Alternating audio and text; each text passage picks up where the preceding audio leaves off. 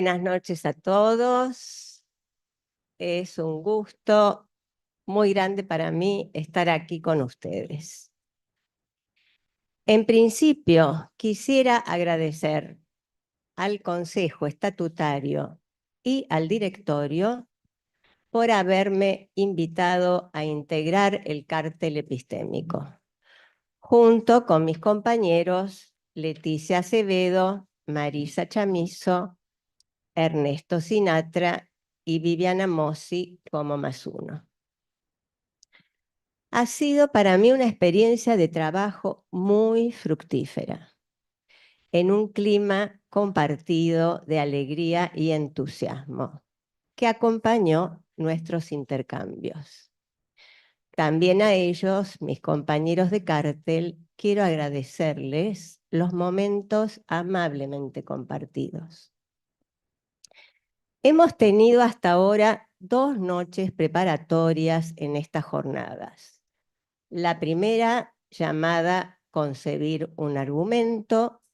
La segunda se denominó Concebir un inconsciente. Y esta, nuestra tercera y última noche preparatoria de las jornadas, ha sido denominada Concebir un niño con palabras.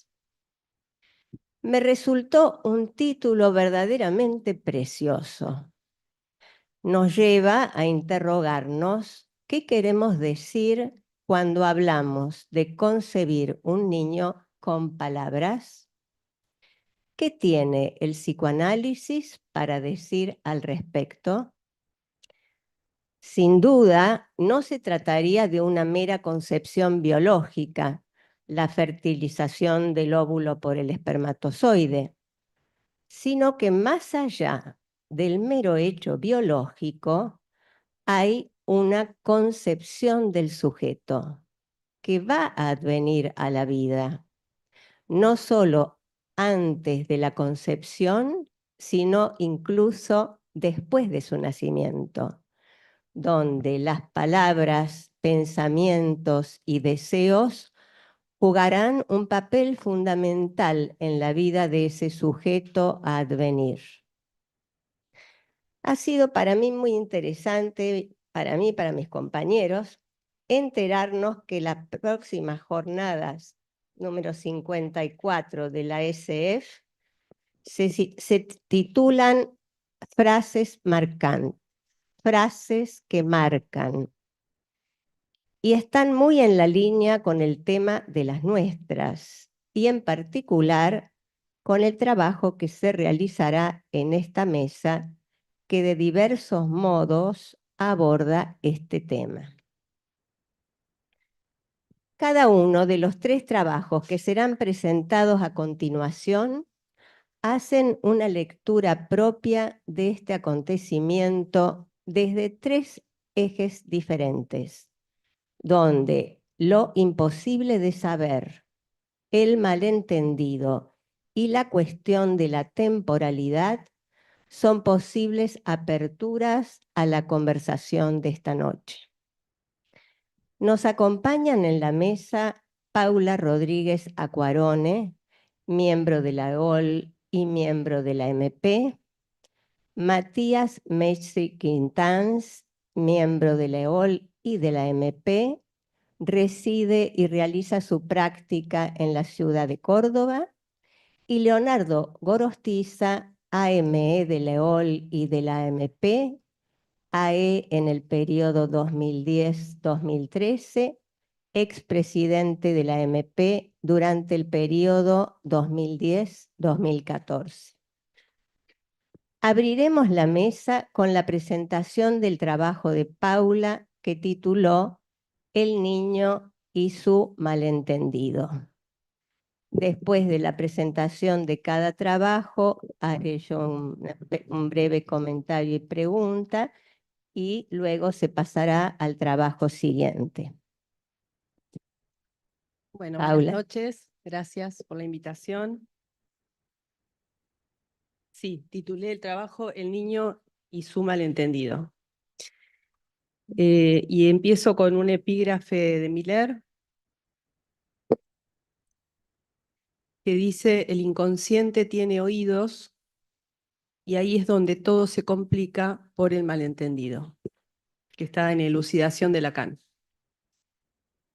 Escribe Ian McEwan en Cáscara de Nuez. Así que aquí estoy, cabeza abajo, adentro de una mujer. Aguardo con los brazos pacientemente cruzados, aguardo y me pregunto dentro de quién estoy, qué hago aquí. El protagonista de esta novela, el aún no nacido, con la oreja pegada sin otro remedio a esas paredes, escucha y toma notas. Oye conversaciones íntimas sobre un designio mortífero que lo espera, que podría arrastrarlo. Oye azul, pero nunca ha visto ese color. En su agenda, si existiera, figuraría su próximo nacimiento, una pizarra porosa que va escribiendo y que va construyendo el personaje de la madre. Un lugar, un mito de origen. ¿Cómo es posible que yo, que ni siquiera soy joven, que ni siquiera nací ayer, sepa tanto o lo suficiente para estar equivocado en tantas cosas? Tengo mis fuentes, escucho. A mi madre, Trudy, tengo que pensar en mi bebé, la oigo decir. Esta cita con la que elegí comenzar conjuga especialmente inconsciente y cuerpo, para pensar, como dice el argumento, las dimensiones del traumatismo, del inconsciente, del malentendido. El contexto del epígrafe de Miller, El inconsciente tiene oídos, es clínico. En un seminario en San Pablo, comenta una experiencia de control en Buenos Aires.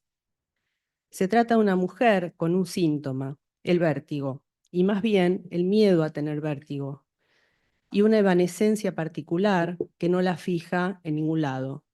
Con esa modalidad, dice Miller, va de analista en analista sin detenerse en ninguno. En el control del caso, el analista recuerda, el analista controlante, la frase del padre, dicha en un contexto cualquiera, probablemente anodino: nunca serás nada.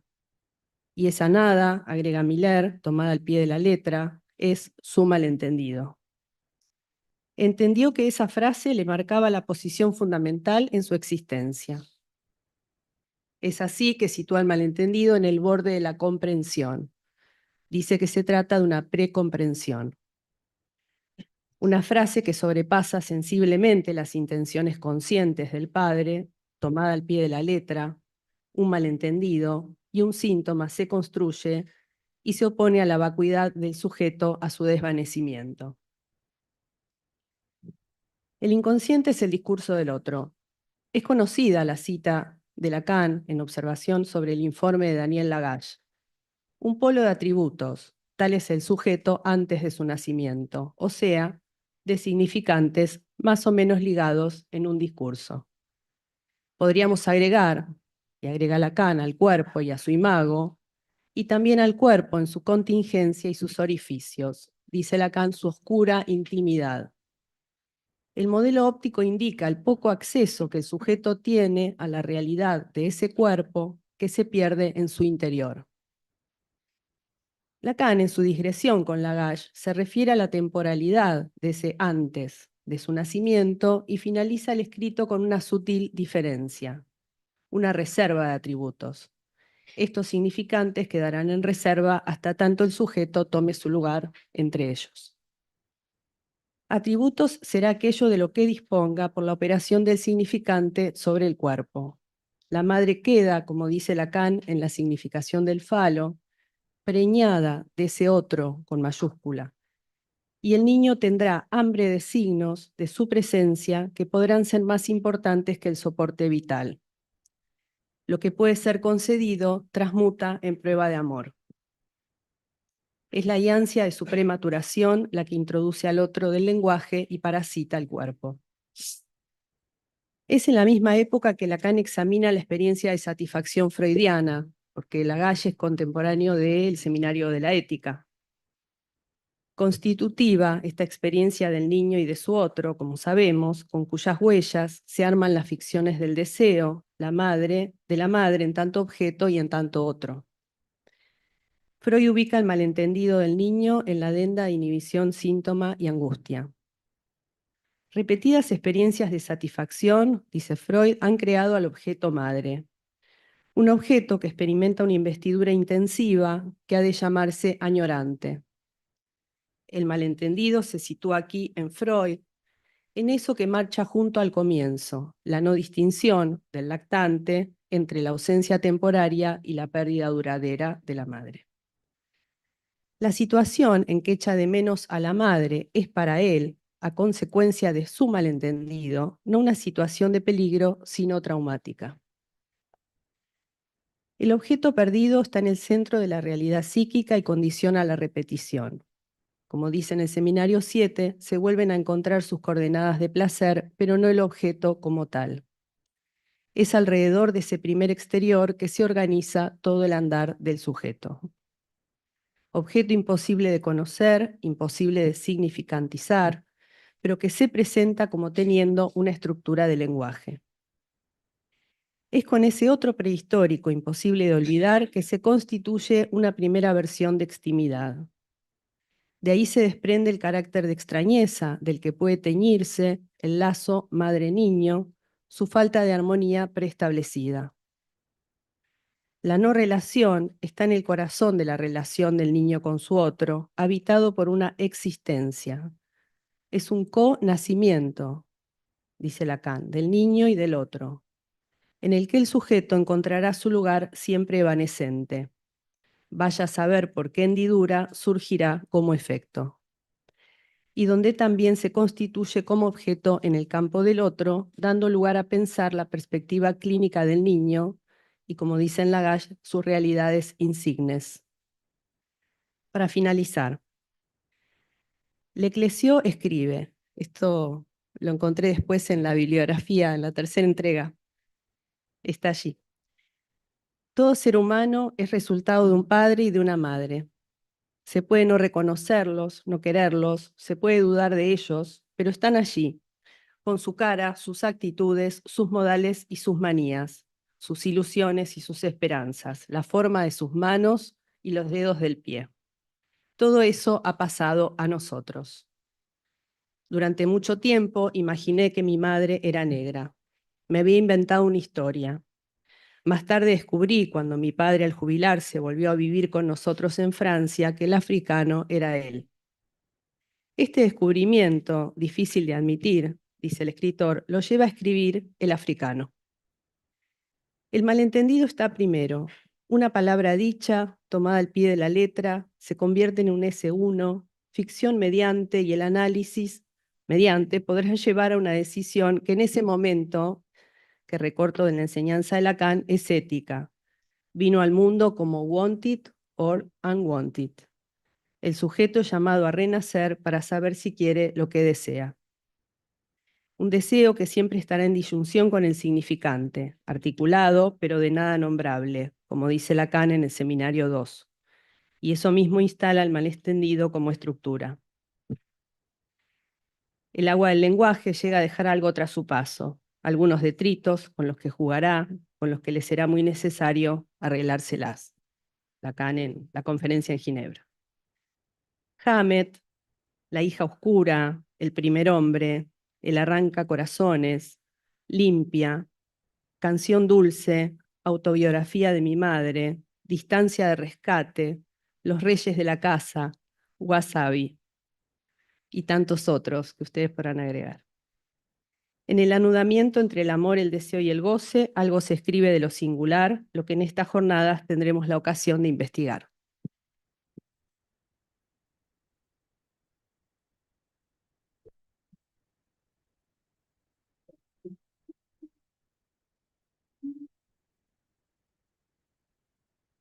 Bien.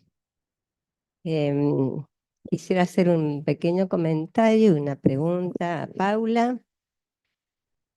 Me resultó muy interesante cómo introduces la cuestión de la temporalidad, del antes, es decir, cómo las palabras que conciben al sujeto son anteriores a la existencia del sujeto y por eso creo, mencionas al otro prehistórico, el antes del nacimiento. Un polo de atributos tal es el sujeto antes de su nacimiento y será tal vez bajo su amontonamiento como se asfixiará un día. Referencia de Lacan en Observaciones sobre el informe de Daniel Lagache de 1960.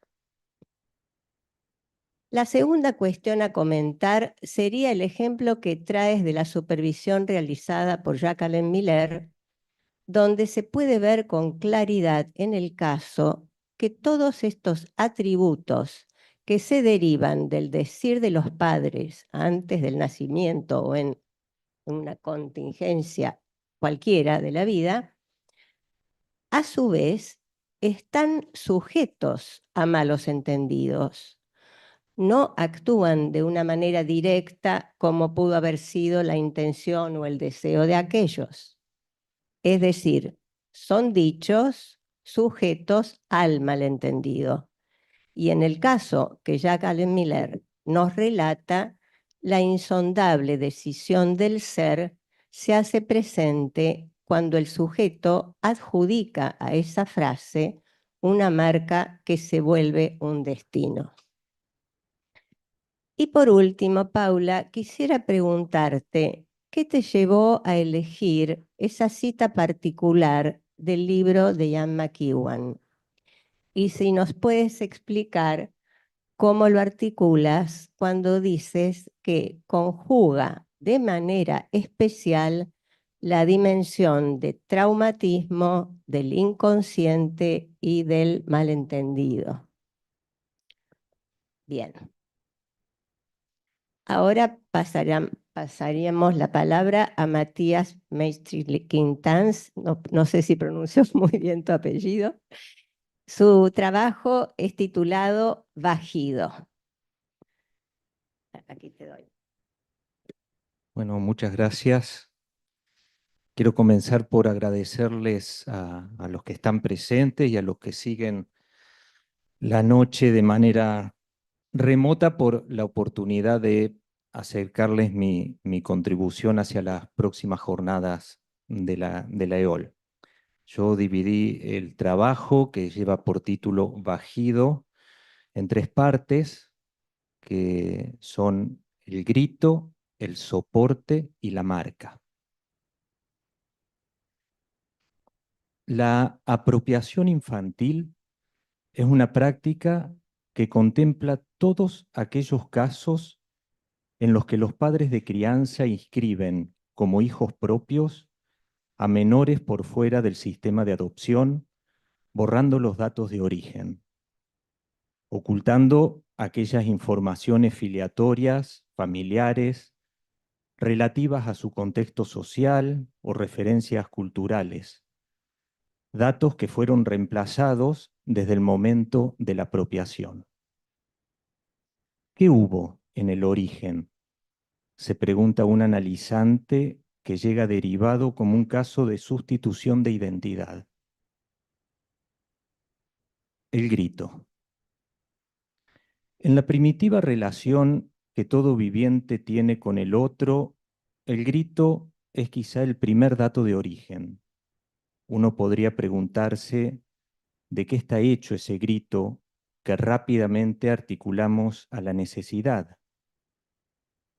Cuando al nacer el bebé toma su primera inhalación, ese aire infla sus pulmones que comenzarán a trabajar por sí solos.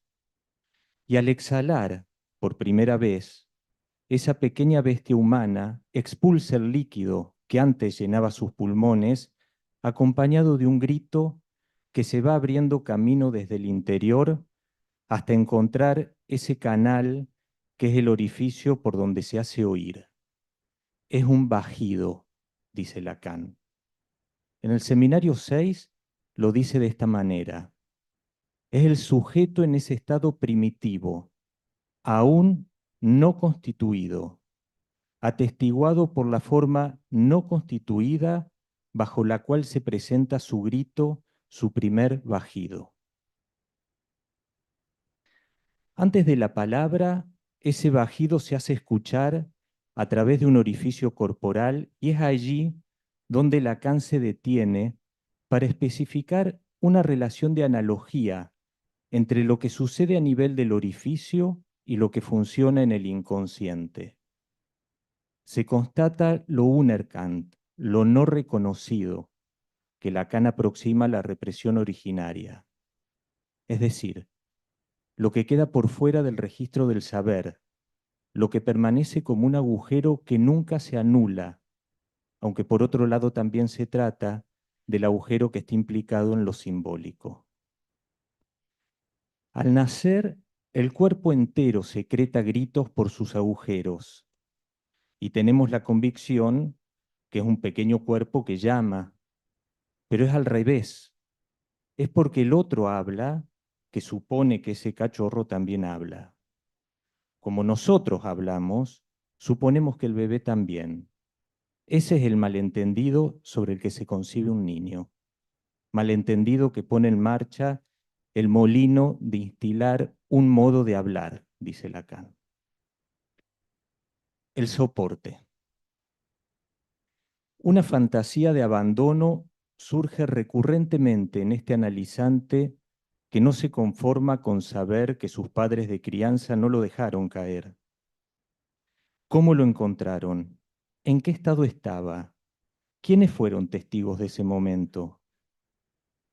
Pasar por el canal de parto convierte al feto en un neonato. En el mejor de los casos, unas manos lo reciben, lo sostienen con la firmeza necesaria que el peso del recién nacido opone. Sin la presencia de esa firmeza se caería, pero conforme crece, el humano olvida que cae. Ya no son las manos las que lo sostienen, sino el soporte que se anudó en la continuidad de lo imaginario, lo simbólico y lo real. Estoy pensando que cuando caemos es quizás cuando vamos a un análisis, por ejemplo. Se entra al mundo con la cadena simbólica que toca y no hay manera de sustituirla. Aunque las terapias regresivas prometan abrir esos registros y comunicarlos, no se regresa. Dice Lacan, ¿acaso hemos visto alguna vez a alguien, un adulto, regresar verdaderamente, volver a ser un niñito, ponerse a dar bajidos? La regresión no existe, pero aclara, hay regresión en el plano de la significación. Esto lo encuentran en el seminario 2. Me sirvo de esta cita para sostener que es posible acompañar a un sujeto en la búsqueda de sus orígenes, porque es una forma de consolidar su otro, pero sin perder de vista que hay algo desde el origen que no se inscribe en la relación al otro. La marca. Con la pregunta sobre el origen, estos casos evidencian de manera muy elocuente la tensión entre el organismo biológico y el cuerpo sutil, que es la forma con la que Lacan nombraba la materialidad de la palabra, en tanto que es en esa misma frontera donde se busca tanto el dato genético como la marca indeleble del significante. La oferta tecnológica actual permite al sujeto de la ciencia servirse de los mapas del ADN para leer la información escrita en las células y armar así una génesis que permita reconstruir la trama sobre el origen de esa concepción. De hecho, este paciente encontró por medio de la genealogía genética algunos familiares de sangre. Lo cierto es que buscar la verdad solo en la ciencia implica, dice Lacan, cierta atadura en el ser. No es ese el sujeto del psicoanálisis. El sujeto del psicoanálisis no es un niño concebido con semen, ni sangre, ni leche materna. Es, si me permiten la expresión, un niño anacrónico concebido con palabras.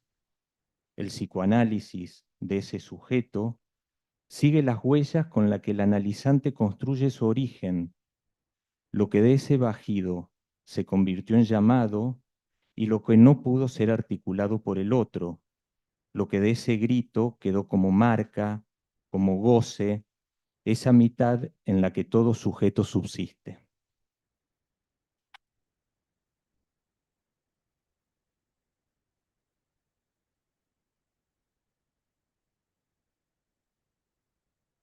Sí, no hay problema. Ok. Bueno, un pequeño comentario, una pregunta al trabajo de Matías. Lo primero que me gustaría comentar sobre el trabajo de Matías es la posición de extrema prudencia del analista en la dirección de la cura, que acompaña al analizante en la búsqueda de respuestas acerca de su origen, pero sin empujar, sin insistir, teniendo en cuenta, teniendo en el horizonte, que hay un imposible de saber. Nadie puede saber sobre su origen, como bien lo ilustra Lacan en su respuesta a la pregunta del Marcel Ritter en Estrasburgo el 26 de enero de 1975, que vos lo habías tomado como referencia. El otro punto sobre el que quería poner acento es el de saber o no saber. Porque cuando existe una apropiación ilegítima, la inscripción de ese niño se hará como si él fuera un hijo auténtico. Es decir, que ahí no se sabe que hubo un pasaje y que los padres de crianza no son los padres biológicos. Entonces, la pregunta que me hacía y que te hacía, Matías, a ver qué pensabas, era si podemos pensar si se trataría de la misma huella haber sido abandonado que haber recibido la comunicación de ese abandono. La cuestión que me queda como enigma sería, ¿cuál de las dos dejó marca en el sujeto?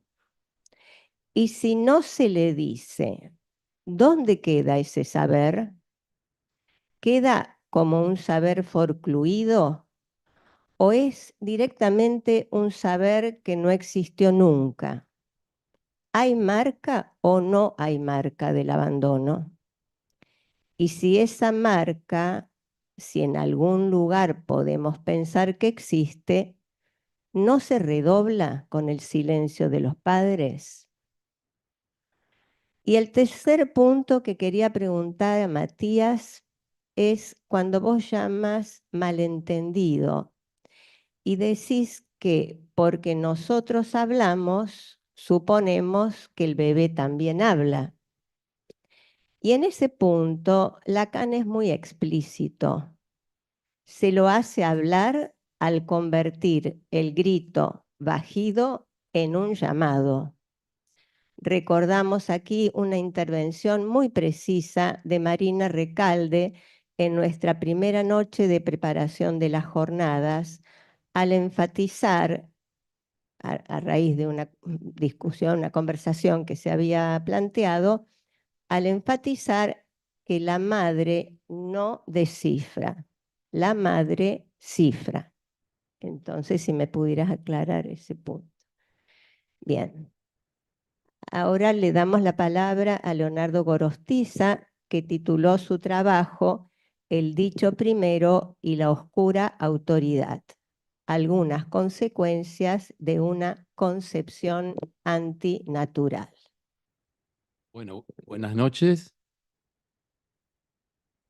Es un gusto estar con ustedes trabajando en esta tercera mesa preparatoria y última para las jornadas. Cuando Nicolás Bausoño, actual director de LEOL, se comunicó hace unas semanas conmigo para invitarme a participar en esta mesa, le comenté que durante este tiempo estaba muy ocupado, para variar, preparando un seminario para los docentes del INES, el Instituto del ANEL, que tendrá lugar dentro de 15 días en Bogotá, y donde nos dedicaremos a trabajar el intentar descifrar un endiablado escrito de Lacan, como si no lo fueran todos, ¿no? Del año 1957, el psicoanálisis y su enseñanza. Por lo cual, le dije a Nicolás, no veía muy bien cómo hacer coincidir dicho trabajo con el tema de nuestras próximas jornadas. Sin embargo, luego de pensarlo un poco, me di cuenta de que tal vez, y esa fue la propuesta que le hice, lo que podría intentar sería transmitirles hoy algo de lo que estamos trabajando desde hace tiempo en un cartel ampliado, donde venimos interrogando esa conocida frase de Lacan en su escrito La subversión del sujeto, y que es la que está aludida en el título que propuse para esta intervención: el dicho primero y la oscura autoridad. Por lo tanto, lo que haré será tomar un sesgo posible que surge de dicho trabajo desplazado hacia interrogar el ángulo de cómo, esto es lo que le dije a Nicolás, se concibe con palabras lo que atenderá como un parletre, es decir, como un hablante ser. A Nicolás le pareció muy bien y me dijo que sí. Lo que no me dijo es que debía ser un texto breve. Así que agárrense, va a ser un poco más extenso. Me dijo que sí, que sería también un modo de abordar algo del malentendido en el origen que ha sido suficientemente destacado en el argumento para estas jornadas. ¿Recuerdan la frase de Lacan, maravillosa, ¿no?, que encabeza nuestro argumento? Traumatismo no hay otro, : el hombre nace malentendido. Pero antes de pasar a comentarles el núcleo del trabajo en el cártel que tomaré como punto de apoyo para la intervención, les cuento que, como muchas veces ocurre, justito, releyendo precisamente el psicoanálisis y su enseñanza, me encontré con el siguiente párrafo de Lacan que dice así: y en efecto, a lo que nos remite el descubrimiento de Freud es a la enormidad de ese orden en que hemos entrado, en el que, si así puede decirse, hemos nacido por segunda vez, saliendo del estado nombrado con justicia infans, es decir, sin palabras. O sea, el orden simbólico constituido por el lenguaje y el momento del discurso universal concreto y de todos los surcos abiertos por él hasta esta hora en los que hemos tenido que acomodarnos. Bella frase de Lacan. Y además, tal como me recordó Graciela Esperanza, ustedes saben, mi mujer, esa misma frase fue autocitada por Lacan en 1974, en una entrevista realizada en la revista italiana Panorama, que está publicada en Lacaniana número 22. Es exactamente, dice, en mi libro digo, y aparece todo este párrafo. Lo cual resulta interesante ya que se trata de un ultimísimo Lacan, retomando una afirmación de 1957. Se podría pensar que la revista, la entrevista era para divulgación y por lo tanto hablaba muy claro. Sin embargo, Lacan sabemos que era muy preciso, o sea que no abandonaba esa afirmación del 57. No voy a detenerme ahora en lo que podría extraerse de este párrafo. Tan solo quiero subrayar cómo podríamos entender ese nacer por segunda vez. Evidentemente es nacer al orden simbólico, es decir, en ese Lacan de 1957, acceder al hablar. Como el ejemplo paradigmático del Fordad, el nieto de Freud, que muestra cómo el niño, creo que así lo dice Lacan, deletrea los poderes del lenguaje y deja el estado de infans, lo cual supone un nacimiento al gran otro de la palabra, lo cual no implica que dicho orden simbólico como gran otro lo precede y determina aún antes de nacer a la vida biológicamente hablando, ¿no? párrafo de McEwan es excelente en ese sentido. Pero también podríamos conjeturar, siguiendo el ultimísimo Lacan, si el primer nacimiento, si puedo decirlo así, no es sino un estado donde el orden simbólico aún no está constituido como gran otro. Pero lo que sí ya opera es el S1, el significante amo solo, que aún no hace cadena y que por lo tanto traumatiza al que vendrá como parletre, como hablante ser. Esto implicaría situar una suerte de triple nacimiento. Primero, obviamente, a la vida biológica. Segundo, al malentendido de la langue, de la lengua, todo junto. Tercero, al orden simbólico, es decir, a una relación con el gran otro cuando comienza a deletrear los poderes del lenguaje. Dejo entonces esto planteado y paso ahora a comentarles la orientación del trabajo en el cártel en la que tomaré apoyo. El cártel lleva por título El psicoanálisis y su magia. Interpretación, consentimiento, sugestión. Y sus integrantes son Graciela Campanella, Aida Carrino, Karel Edelstein, Graciela Lucci, Cookie Mildiner, Silvina Molina, Marisa Moreto, Carmen Palmieri, Enrique Prego, Graciela Rodríguez de Milano, Esteban Stringa y Ana María Zambianchi. Por mi parte cumplo la función de +1. Por supuesto, ya que les dije que era más extenso, por una cuestión de tiempo no voy a citar la contribución de cada uno. Pero tengan presente que lo que a continuación diré proviene del intercambio con cada uno de estos colegas en relación a mi rasgo en el cártel, que precisamente es el dicho primero. La pregunta que nos orienta en el trabajo surge de la afirmación de Lacan proferida en la lección de su seminario 25, Momento de concluir, en su lección número 10 del 11 de abril del 78. Doy las referencias precisas para que podamos seguir trabajando como cártel también acá. Allí dice, el análisis es una magia que no tiene por soporte más que el hecho de que, por cierto, no hay relación sexual. Pero los pensamientos se orientan, se cristalizan sobre lo que Freud imprudentemente ha llamado el complejo de Edipo.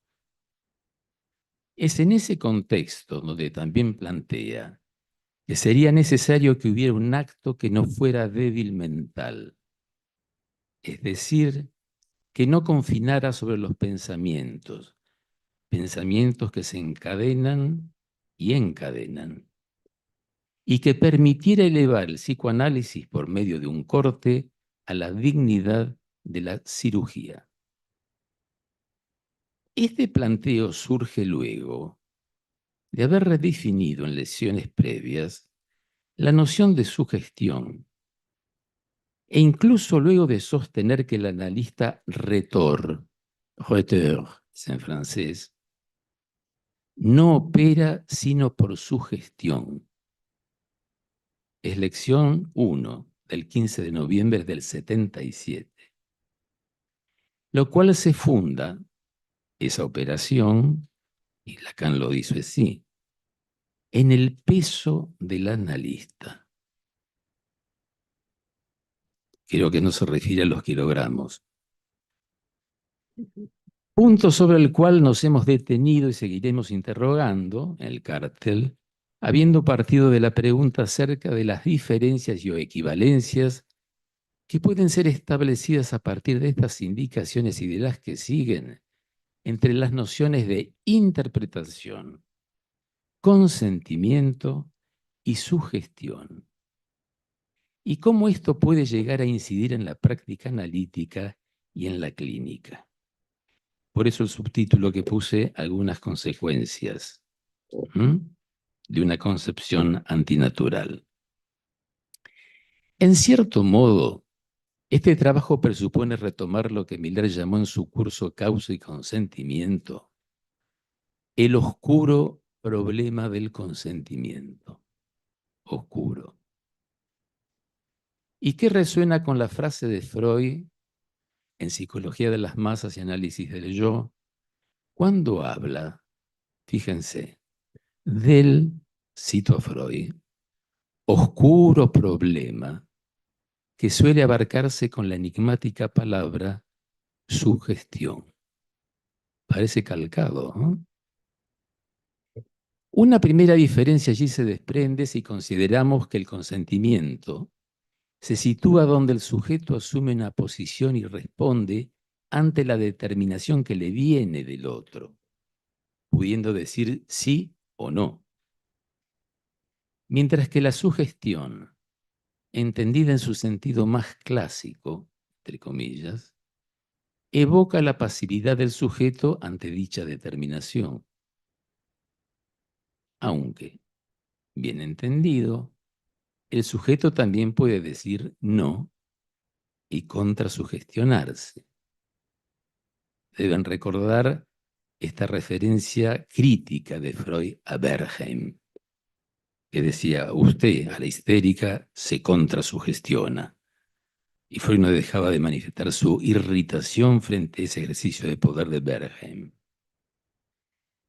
Ahora bien, la fórmula. El dicho está mal traducido en castellano. En castellano dice lo dicho. Y es le dit. El dicho, porque lo dicho, lo conversamos en el cartel, desplaza más la cuestión hacia el contenido de lo dicho. Es distinto el dicho. El dicho primero decreta, legisla, aforiza, es oráculo, confiere al otro real su oscura autoridad. 1960, su versión del sujeto. Esta fórmula complejiza la cuestión porque tal vez indique una relación primera al significante, una relación traumática y enigmática, cuando el gran otro aún no se ha constituido como tal. Destaquemos que Lacan escribe aquí otro real con minúscula. Es decir, no se refiere al gran otro, que ya hacía tiempo había introducido en su enseñanza. Por lo tanto, esa oscura, opaca también podríamos decir, autoridad, pueda ser entendida como el fundamento de la autoridad que luego vendrá del gran otro, o si ustedes quieren, del sujeto supuesto saber, pero que encuentra su fundamento en ese momento inaugural del dicho primero y el goce que este dicho suscita. Se trata entonces de un dicho primero que por lo tanto no se explica, eso sería agregarle un S2, y que refiere a una posición por lo tanto de enunciación. En el mismo escrito, pocas páginas más adelante, Lacan afirma: partamos de la concepción del gran otro como lugar del significante.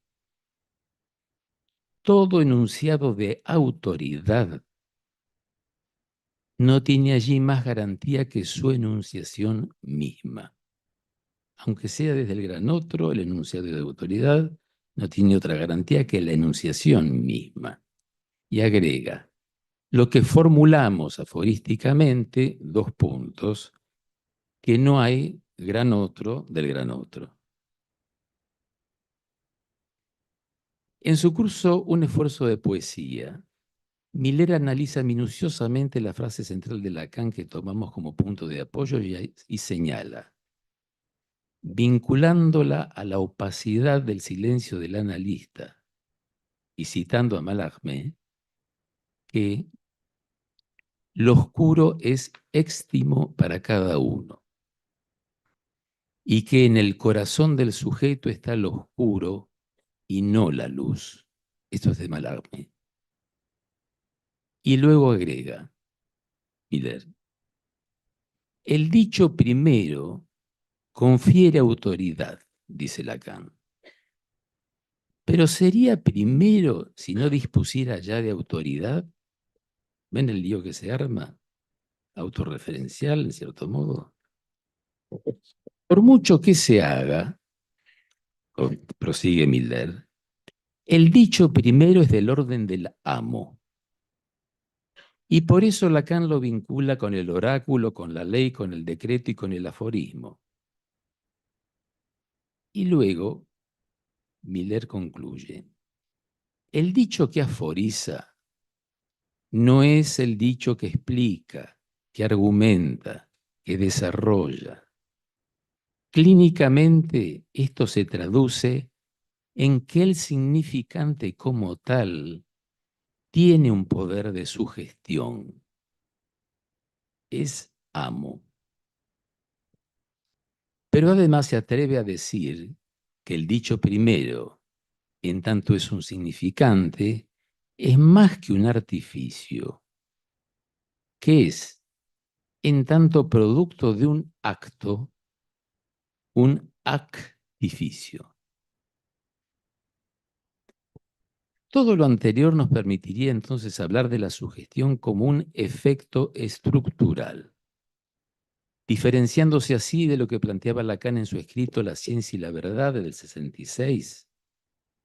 Allí afirmaba que la magia es la verdad, recordarán, como causa bajo su aspecto de causa eficiente, y supone el significante respondiendo como tal al significante. Es decir, una modalidad equivalente a la estructura clásica de la sugestión, que es lo que escribía allá arriba a la izquierda, S1, flechita, S2. Ese es el matema de la sugestión, que es el discurso del amo, el piso superior. Es el significante como tal respondiendo al significante. Es decir, se elide lo real ahí. Finalmente, llevando este desarrollo al extremo, en el cártel nos preguntamos si ese dicho primero, por su carácter fundante, ¿acaso no se confunde con lo que Lacan llama una elección forzada? Es decir, el primer tiempo de la operación de alienación. En ese caso, ¿podríamos hablar allí de consentimiento? Porque para que haya o no consentimiento, para que el sujeto pueda decir sí o no, es necesario lo que llamamos una posición subjetiva frente al significante. Una posición que es la posición del sujeto en la medida en que no es la del significante. E implica que el sujeto dispone de un margen respecto del significante. Mientras que cuando la identificación al significante es plena, lo que hay es una petrificación y por lo tanto no encontramos el margen subjetivo necesario para la operación de consentimiento. Es decir, que en ese tiempo no podemos escribir sujeto tachado, ya que el sujeto está absorbido en el S1 de ese primer tiempo de la alienación, petrificado. Dicho de otro modo, solo sería posible el surgimiento del margen subjetivo del consentimiento cuando el sujeto tachado es representado por un significante para otro significante, y es lo que se produce a partir de la operación lógica de la separación. Tal vez encontremos aquí una nueva luz, luego de tantas oscuridades, por medio de esa operación para la cual Lacan no dudó en recurrir, así lo dijo, amparado en los latinistas, a que en dicha separación el sujeto se parere, es decir, el parirse, engendrarse, como objeto A que surge al conectarse con el intervalo en la cadena significante, es decir, con el deseo del otro. Un desarrollo equivalente, algo más avanzado, Lacan lo desarrolla en el seminario 14, La lógica del fantasma. y allí dice, este a minúscula, desde el análisis, son ustedes mismos. Pues bien, esto explica por qué en el análisis se parte, como todos pueden verlo, justito, del niño.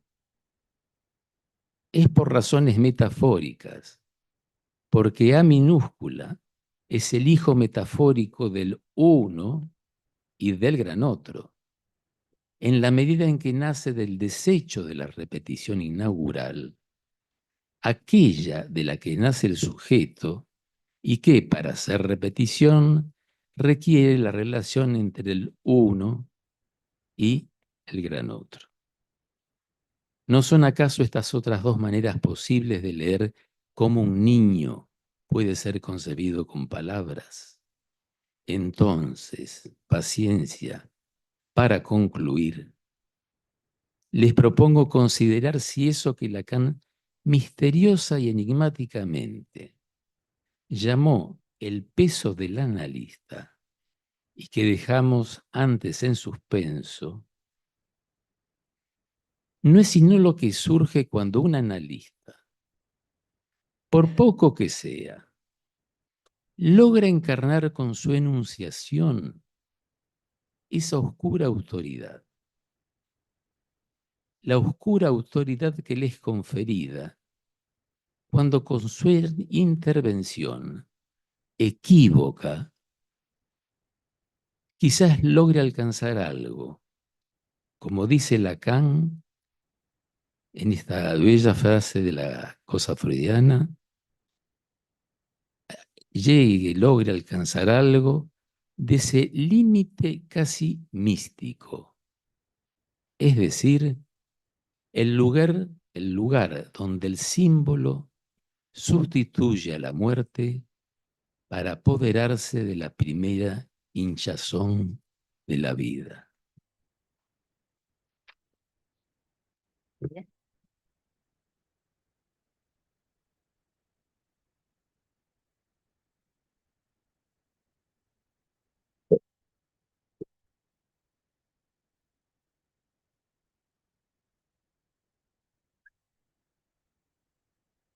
Muchas gracias, Leonardo.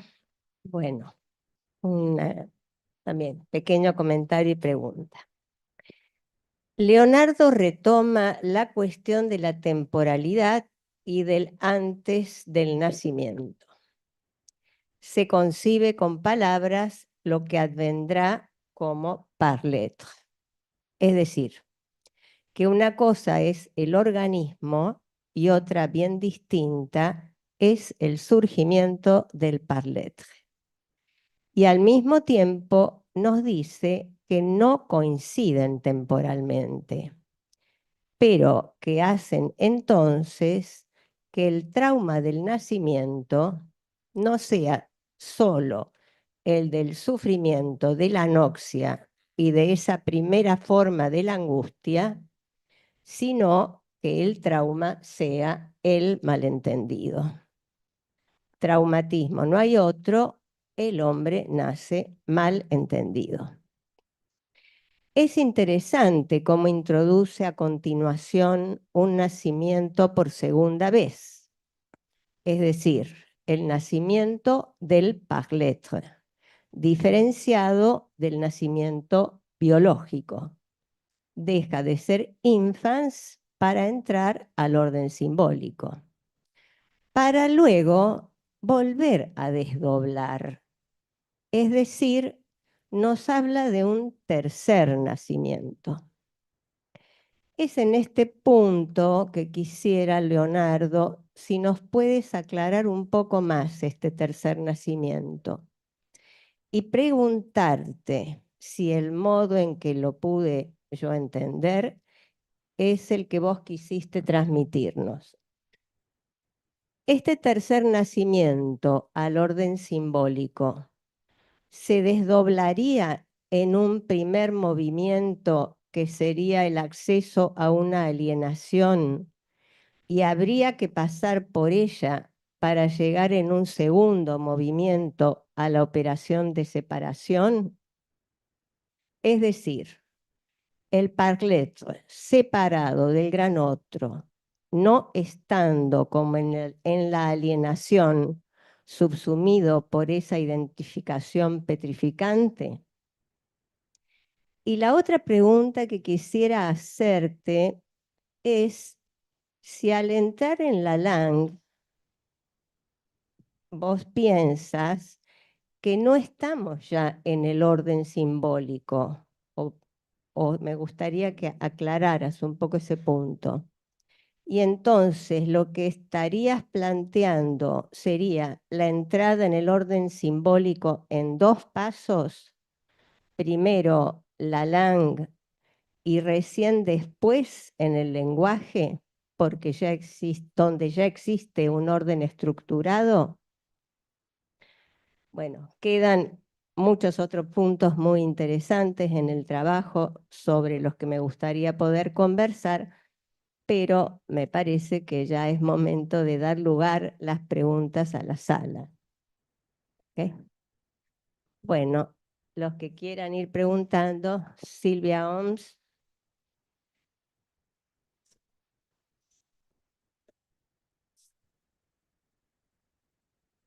Acá.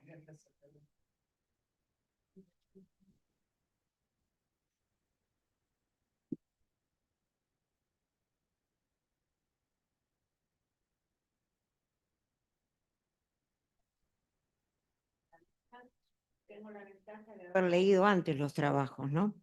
Por eso traje el libro. No, me parece interesante el trabajo de Matías, porque creo que muestra algo muy actual, ¿no? Junto con la idea de que todo es construcción, construcción de género, construcción de acuerdo al autopercibido, muy de esta época, digamos, todas son construcciones.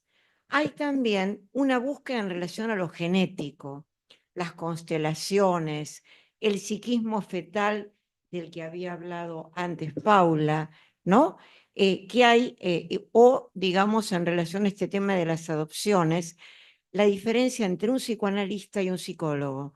El psicólogo que empuja, ¿no? Como que ahí se puede saber, ¿no? La verdad de la verdad, y el psicoanalista con esa cautela que acompaña ese movimiento, pero desde esta posición de lo imposible de saber. Trabajo de Leonardo, ¿no? Pensaba lo siguiente, muchas cosas. Por un lado, cómo de pronto el S1 como enunciación, como lugar de esa oscura autoridad, que también lo tiene la madre de alguna manera en el trabajo de Paula, ¿no? En Inhibición, Síndrome y Angustia está ese lugar de la madre que puede ser extraña, que puede ser oscura, ¿no? Este punto de albergar lo oscuro dentro de uno. Desde la interpretación, muchas veces ese lugar oscuro que puede tener el S1 puede también a veces ser tomado por el analizante como un pleno de sentido, al modo psicótico, ¿no? Me parece que ese es un punto importante para nuestra clínica, ¿no? Por otro lado, el tema de la sugestión, que es algo que lo he leído hace mucho, inclusive lo había discutido una vez con Osvaldo Delgado, que a mí me resulta, quisiera saber lo que pensás. O sea, por un lado, Freud pensaba que el fin de análisis tenía que ver con deshacer los efectos sugestivos de la transferencia. Esa es la posición de Freud. Pero se acerca a la posición de Lacan. Cuando Lacan dice, habla de la sugestión, como vos bien lo planteás, ese uno que va directo al S2, como si no hubiera la iancia del intervalo, porque creo que es esa la sugestión. Hay sugestiones y sugestiones. Hay una que aplasta y hay otra, como vos decís, que no. ¿No? Pero Lacan dice, ¿se podría creer? Hay un caso en que la sugestión no puede nada. Aquel en el que el analista recibe su falla del otro, de quien lo condujo hasta el pase, como digo yo, de ponerse en analista. Ahí la sugestión no puede nada. La pregunta es, ¿qué pensás vos que bueno, como AE, como ex AE, no me gusta decir ex AE, en relación a este punto, ¿no? Que me parece que ahí confluye bastante con Freud.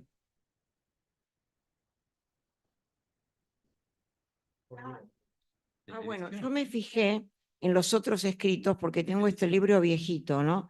Y en los otros escritos está así. También me fijé en francés.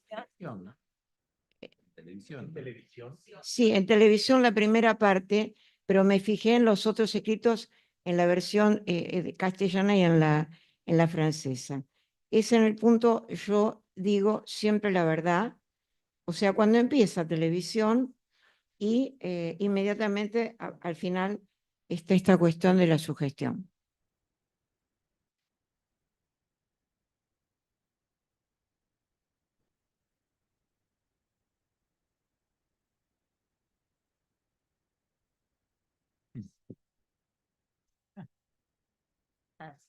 Sí, Dalmacia.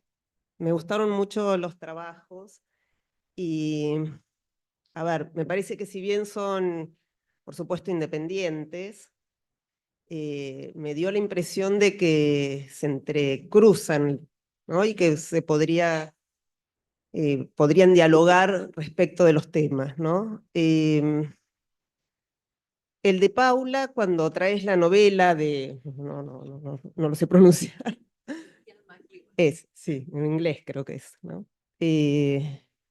Muy bello lo que traes, donde lo que él relata son esas palabras que estarían antes del nacimiento y que marcan al sujeto. Luego dicen, creo que lo decís vos en tu texto, no se puede saber sobre el origen, ¿no? Tu texto, Matías, que me pareció impresionante, debo decirlo, hablas, creo, entiendo, vas mechando temas, pero también hablas de un caso que entiendo es de apropiación, que no es lo mismo que una adopción. Entiendo que ahí hay algo de la oscura autoridad, pero de una oscura autoridad en otro sentido, ¿no? Hay una ilegalidad en el trasfondo. Entonces, por un lado, me pregunto, escuchándolos, no se puede saber sobre el origen, nadie puede saber sobre el origen, pero es lo mismo un origen que otro origen, cuando en el origen hay una ilegalidad tal como en un sujeto que es apropiado. Me preguntaba, escuchándote, por qué decís padres de crianza y no apropiador, por ejemplo. Si es un término que vos elegís usar, si es un término que usa el sujeto, hay algo de un eufemismo allí. Y pienso, no sé, y en esto tal vez, por supuesto, pueden contestar o no, o reflexionar o no los tres, pero dado que vos, Leonardo, trabajás hace mucho tiempo en este cártel, la temática que expusiste, si no se puede pensar algo al respecto con el trabajo que trae Matías, ¿no? No es lo mismo un origen que otro origen, no es lo mismo, me parece. Las marcas, vos hablabas, puede haber marca del abandono, y yo me preguntaba, pensando en lo que vos traes, Paula, ¿puede haber marca de ese origen que se perdió, pero que se perdió no de manera estructural, sino que se perdió de otra manera? ¿Puede haber marcas tal vez de esas palabras dichas, tal vez incluso en la gestación, durante la gestación? Son preguntas que me hago al escucharlos y se los agradezco. Kitty, Gerbero. ¿Tu nombre? ¿Cuándo vino? Bueno, el tema del origen es siempre complicado. El tema del origen se oye muy mal. El tema del origen es siempre muy complicado, pero a mí siempre me ayuda para seguir pensando, no como última respuesta, lo que dice Lacan, creo que es al comienzo de la dirección de la cura, en un epígrafe, dice, sabemos el estrago, la devastación, creo que está traducido, que produce una filiación falsificada cuando la coerción del medio se empecina, no me acuerdo, algo así, no es la frase, en mantener la mentira. Y creo que hay algo del medio, del otro que cambia también acá. Charlie, Rosy. Una pregunta que a mí me resulta compleja de entender, pero sencilla, ¿no? Cuando hablamos del origen y de lo dicho primero, pensaba en la polémica Lacan-Derrida, ¿no? Que para Lacan no hay esa primera marca como piensa Derrida. Entonces, ¿cómo piensan ustedes eso primero si no hay la primera marca? Siempre lo pregunto todo el tiempo porque nunca termino de entenderlo, así que me gustaría escuchar la versión de ustedes, inclusive en el texto de Ian McEwan, ¿no? Porque está fantaseado ahí pensando como pensaría el feto, me encanta. Pero bueno, me gustaría escucharlos decir algo con respecto a eso, porque es algo que siempre me queda como dando vueltas en la cabeza. Digo algo muy cortito. Hay una cita de Lacan en Lugar, Origen y Fin de mi enseñanza que dice que en el principio no está el origen, está el lugar. Que me parece que se articulan los tres trabajos eso y siempre lo tengo presente. Nada de eso. Bueno, mi nombre es Jackie Leibovich. Dos cosas quería comentar. Bueno, me gustaron mucho los tres trabajos y me dejan para pensar mucho. En relación al trabajo de Leonardo, como estoy muy copada últimamente leyendo algunas cuestiones del Serial 1, en la clase 6, Miller habla de una porción de goce que no pasa. Bueno, él hace una diferencia entre la máquina del si no, es preciso rechazar para alcanzar, ¿no? La subversión del sujeto. Y dice, hay una porción de goce que no pasa, que es la que va a vincular con la lógica del no todo y con el goce femenino. Y otra porción que sí pasa por la máquina. Pensaba que por ahí se puede articular con lo que Leonardo planteaba. Me gustó mucho el trabajo de Matías. Me parece que hablando de concebir un niño, a mí se me impone como un tema central para nosotros al menos. Y me parece que es un tema, cómo acompañar a un paciente en un caso así, sin empujarlo, porque de hecho ya hay algunas historias en las que hubo buenas posibilidades de hacer con eso y otras donde el destino se puso muy trágico. Pero me parece que sin duda no es lo mismo que haya un deseo que fue violentado y ultrajado, y entonces niños expropiados del deseo de sus padres, y además las marcas del deseo de los usurpadores, porque, no sé, pienso en el libro de Victoria Montenegro, que lo recomiendo para leer especialmente, se me ocurre ahora, bueno, la incidencia también del usurpador en lo que después tal vez puede o no hacer quien recibe esas marcas, pero creo que son marcas y no son abandonos. El de Victoria Montenegro creo que es el diario, bueno, no me acuerdo el nombre, pero es el libro de Victoria Montenegro, es una autobiografía de ella, no sé si alguien lo sabe, es muy bueno, interesante. Bueno, Me parece que pasaría el micrófono a la mesa para que cada uno de ustedes pueda ir contestando o interviniendo de acuerdo a las preguntas. Bueno, intento articular algo, ¿no? En relación a todas estas preguntas. A ver, los dos nacimientos, o los tres.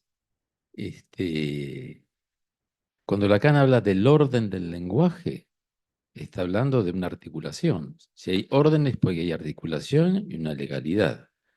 Eso es distinto de la langue. La langue impacta, entonces ese segundo nacimiento, luego del biológico, yo planteaba en el sentido del impacto de la langue, que no es aún orden simbólico. Para que se constituya como orden simbólico es necesario que se produzca la separación entre C1 y S2. Y a veces creo que se malentiende, digamos, entre nosotros también, que no es la alienación S1 y luego me alieno S2, es S1 primer tiempo, operación de separación, que es la que cava el intervalo, y luego la alienación al S2, en todo caso a la articulación significante. Allí tenemos el orden simbólico.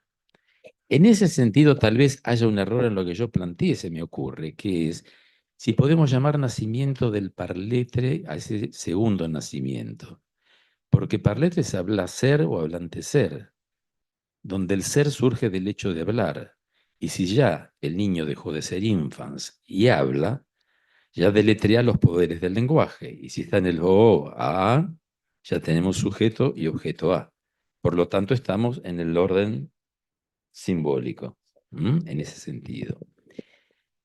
La referencia, el tema del analista retor. Bueno, acá nos hemos roto la cabeza, en particular Enrique Prego lo trabajó mucho, en particular entre todos, pero digo algunos de los nombres de quienes trabajaron esto mucho. Y sobre todo también, y Esteban Stringa hizo una mención a esto, en un momento dado Lacan habla de no opera sino por su gestión. Pero después dice que el analista retor sugiere. No es lo mismo sugestionar, imponer una orden, que sugerir. Y junto con eso habla de algo así como que produce algo del orden de una no consistencia.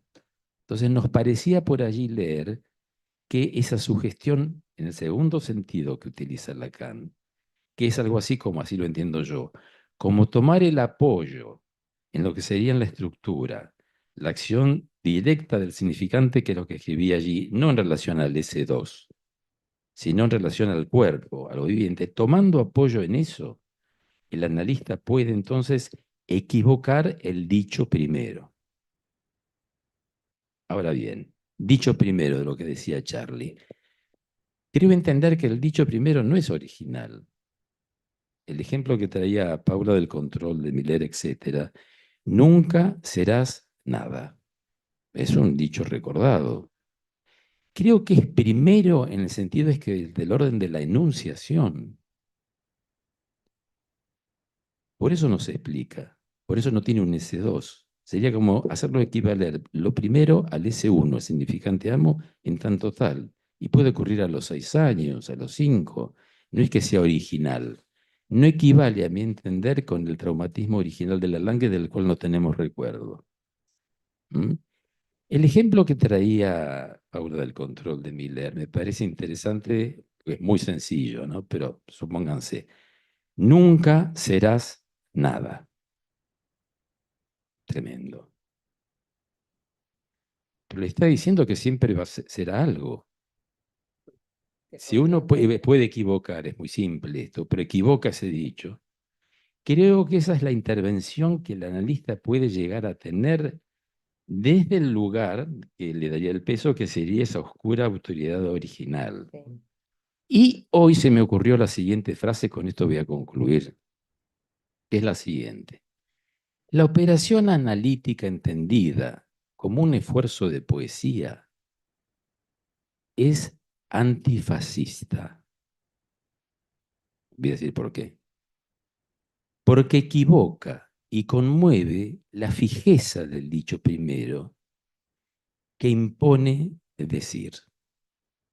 Digo fascista, y esto lo vimos en el Cardel también, porque en la lección inaugural a la cátedra de semiología lingüística del 77, creo esto, Roland Barthes, en el Collège de France, dijo esto: pero la lengua, como ejecución de todo el lenguaje, no es ni reaccionaria ni progresista. Es simplemente fascista, ya que el fascismo no consiste en impedir decir, sino en obligar decir. Por ejemplo, obligar a ese paciente, hombre, mujer, no sé, a decir, nunca seré nada. Y creo que la equivocación que puede introducir el analista con su intervención en ese mismo lugar de opacidad y de oscuridad, de oscura autoridad, equivocándolo, puede aflojar, ¿no? Suavizar, podríamos decir, esas marcas. Y con respecto al tema de la apropiación, por supuesto, creo que son dos cosas distintas y allí hay que ver cómo se entrelazan las diversas marcas, pero no hay que confundirlas, coincido con lo que decía Damasio. Bueno, el caso es muy interesante, el que comenta Miller, y lo, lo reduje muchísimo. Hay algunos otros detalles interesantes cuando dice que la mujer va, que es una sujeto analizante la que llevan a control, con una evanescencia particular de analista en analista y dice en el fondo no quiere saber. Lo articula a que ese padre que dice esa frase es un padre al que ella se dirige con alguna pregunta y siempre le responde dándole un libro. Y me parece que eso es interesante en relación a lo que planteabas de la posibilidad de que haya una alianza entre el S1 y el S2. Y dice algo más que, bueno, ahora no lo tengo presente, pero es interesante que toma ahí la posición que adopta el padre, que no le permite a ella ponerlo a trabajar y que produzca un saber, por la posición misma del padre. Pero bueno, eso. Agrego una cosa rápida, la nota de televisión que trajo Silvia. Me parece que uno podría decir que tal vez, se me ocurre, algo en lo que la sugestión no puede nada, sería el pase. Es cierto, porque no hay gran otro. En el momento del pase clínico no hay gran otro. Pero no me parece que anule esta otra dimensión de la sugestión estructural. Sí, la sugestión entendida como la acción del amo que se dirige al otro con una imposición. Si no hay gran otro, entonces no existe la sugestión en el sentido clásico, no puede operar. Pero creo que esta dimensión estructural es ineliminable.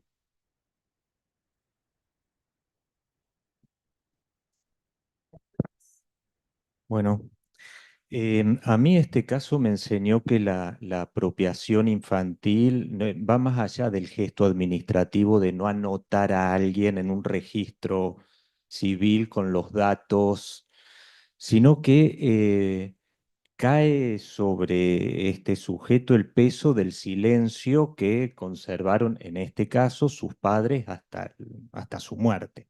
Luego que mueren los padres, él empieza una búsqueda y él pone ese nombre, Padres de Crianza, y por supuesto que es tomado con todo el respeto esa construcción. El, queda del lado del otro, me parece a mí con mayúsculas, en el sentido del otro que también es la época, por ejemplo, llamar apropiador, cuando hay un... eh, bueno, toda una construcción de este sujeto alrededor del lugar que han tenido estos apropiadores, lo puedo decir ahora, con él. Eso por un lado. Por el otro, cuando comencé a, cuando pensaba en este ejemplo, en esta viñeta para esta noche, me fui a un texto de Freud, que es la pizarra mágica. Finalmente, en un esfuerzo de reducción, quité todo eso, pero a lo mejor ahí, por ahí hubiese podido empezar también el texto, porque hay una línea que para mí es muy enigmática, la anoté acá, pero quizá no la encuentro. Hace referencia a que el modelo de la pizarra mágica nos da también el modelo, algo así como el modelo de la construcción del tiempo. Y eso a mí me pareció, bueno, que no sé a dónde apunta, pero tengo la idea de que lo que aísla Lacan, creo que es él, como un fenómeno de retroacción respecto de los movimientos que un sujeto hace en el análisis, ubicando algunas marcas que van surgiendo después de intervenciones, después de elaboraciones, después de formaciones del inconsciente, co- hacen consolidar eso como una marca que probablemente antes estaba silenciada, podemos decir, y que a partir de ahora se le puede arrimar un significante. Ese punto del trabajo de retroacción que implica un análisis me parece que da la posibilidad de que haya marcas que puedan ser nombradas, dichas, más o menos cercadas y otras que no, que quedan en un enigma. Y me parece que eso es importante conservarlo también como un punto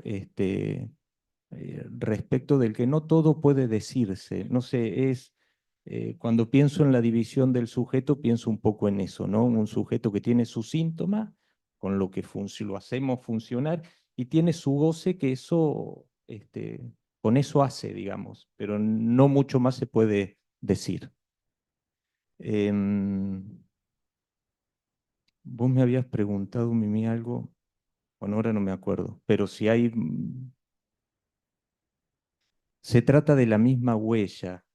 Si se trata de la misma huella, no, yo pienso que no se trata de la misma huella, pero de todos modos, eso, el único autorizado a decir algo de eso va a ser el sujeto. Digo, no, no hay.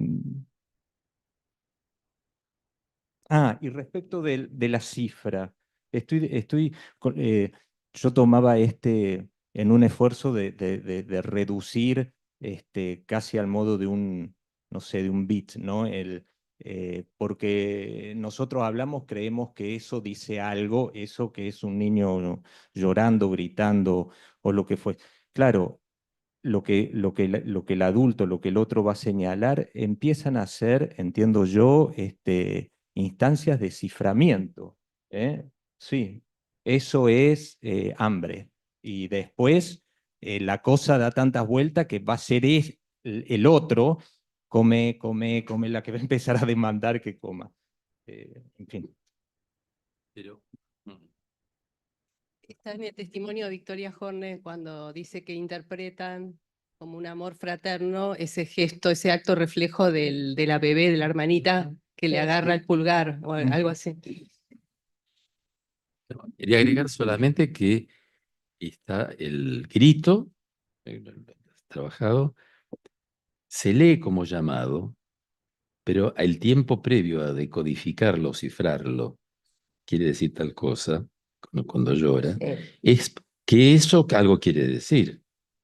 Es decir, que hay un primer tiempo anterior a darle un contenido al llanto, al bajido del niño, que es suponer que eso algo quiere decir. Allí se produce la entrada, ¿no? Sí, sí, sí. Y no es un puro grito.